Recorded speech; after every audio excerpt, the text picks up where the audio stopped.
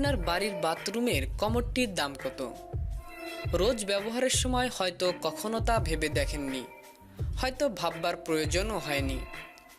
কিন্তু সেই কমোডই যদি সোনার তৈরি হয়, তাহলে অবশ্যই একবার চিন্তা জাগবে সেই কমোডটির দাম কত। নিউ ইয়র্কের গুগেনহ্যাম মিউজিয়ামে 18 ক্যারেট সোনা দিয়ে তৈরি একটি কমোড বসানো হয়েছে। মিউজিয়ামের 5 তলার একটি বাথরুমে এই কমোডটি বসানো হয়।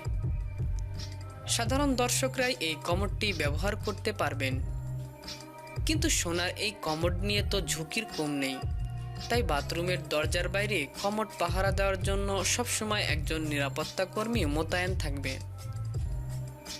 শুধু তাই নয়, বাথরুমে ব্যাগ নিয়েও কেউ ঢুকতে পারবে না। প্রত্যেকবার বাথরুম ব্যবহার পরে নিরাপত্তারক্ষীরা ভেতরে ঢুকে দেখে নেবেন অক্ষত আছে কিনা সেই কমোডটি। মিউজিয়াম কর্তৃপক্ষ এখনও কমোডটির মূল্য নিয়ে মুখ না খুললেও শোনা যাচ্ছে এই কমোডের দাম প্রায় $20 মিলিয়ন।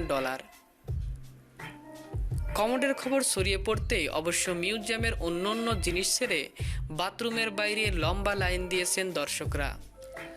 হাজার হোক সোনার কমোড, তা ব্যবহারের সুযোগ আর কে ছাড়তে চায়।